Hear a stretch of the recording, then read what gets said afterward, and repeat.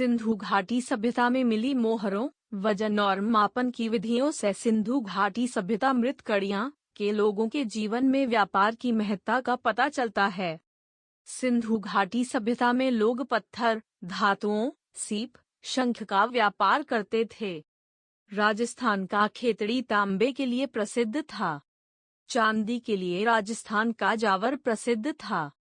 सोने का आयात कर्नाटक से किया जाता था। ओमान से तांबे का आयात किया जाता था। गुजरात, ईरान तथा अफगानिस्तान से बहुमूल्य पत्थरों का आयात किया जाता था। कृषि एवं पशुपालन। आज के मुकाबले सिंधु प्रदेश पूर्व में बहुत उपजाऊ था। ईसा पूर्व 4वीं सदी में सिकंदर के एक इतिहासकार ने कहा था कि सिंध इस देश के उपजाऊ क्षेत्रों में गिना जाता था। पूर्व काल में प्राकृतिक वनस्पति बहुत थीं, जिसके कारण यहाँ अच्छी वर्षा होती थी। यहाँ के वनों से ईंटें पकाने और इमारत बनाने के लिए लकड़ी बड़े पैमाने पर इस्तेमाल में लाई गई, जिसके कारण धीरे धीरे वनों का विस्तार सिमटता गया। सिंधु की उर्वरता का एक कारण सिंधु नदी से प्रतिवर्ष आने वाली बाढ़ भी थी। गांव की रक्षा के लिए खड़ी पकी ईंट की दीवार इंगित करती है बाढ़ हर साल आती थी।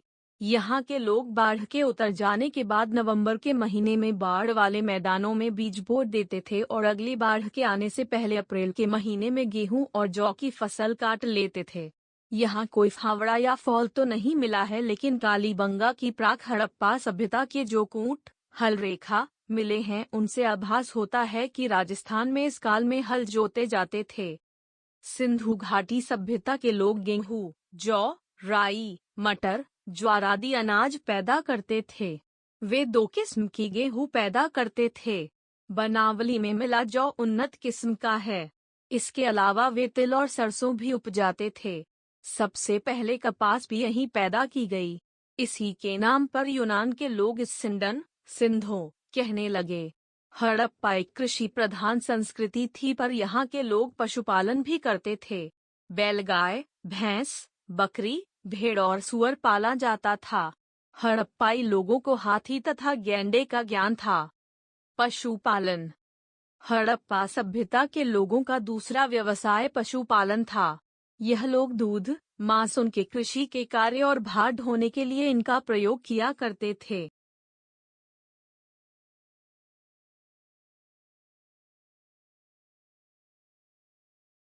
हड़प्पा स्थलों से कोई जानवरों की हड्डियां मिली है, जैसे भेड़, बकरी, भैंस तथा सुअर। प्राणी विज्ञानियों अथवा जीव पुरातत्वविदों के अनुसार ये सभी पालतू जानवर थे। इन लोगों को घोड़े और लोहे की जानकारी नहीं थी। उद्योग धंधे। यहाँ के नगरों में अनेक व्यवसाय धंधे प्रचलित थे।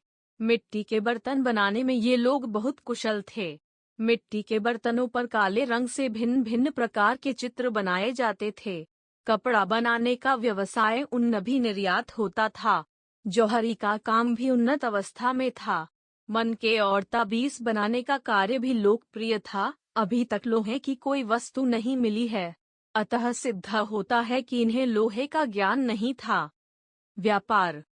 यहाँ के लोग आपस में पत्थर, धातु, शल्क, हड्डी आदि का व्यापार करते थे।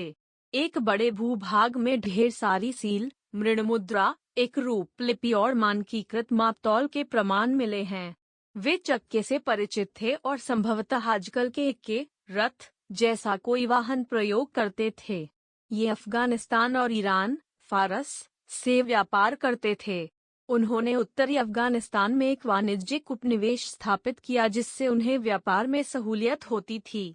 बहुत सी हड़प्पाई सील मेसोपोटामिया में मिली हैं, जिनसे लगता है कि मेसोपोटामिया से भी उनका व्यापार संबंध था। मेसोपोटामिया के अभिलेखों में मेलुहा के साथ व्यापार के प्रमाण मिले हैं। साथ ही 2 मध्यवर्ती व्यापार केंद्रों का भी उल्लेख मिलता है, दिलमुन और माकन। दिलमुन की पहचान शायद फारस की खाड़ी के बहरीन के की जा सकती है। मोहनजोदड़ो में सीप की टूटी पटरी मिली है।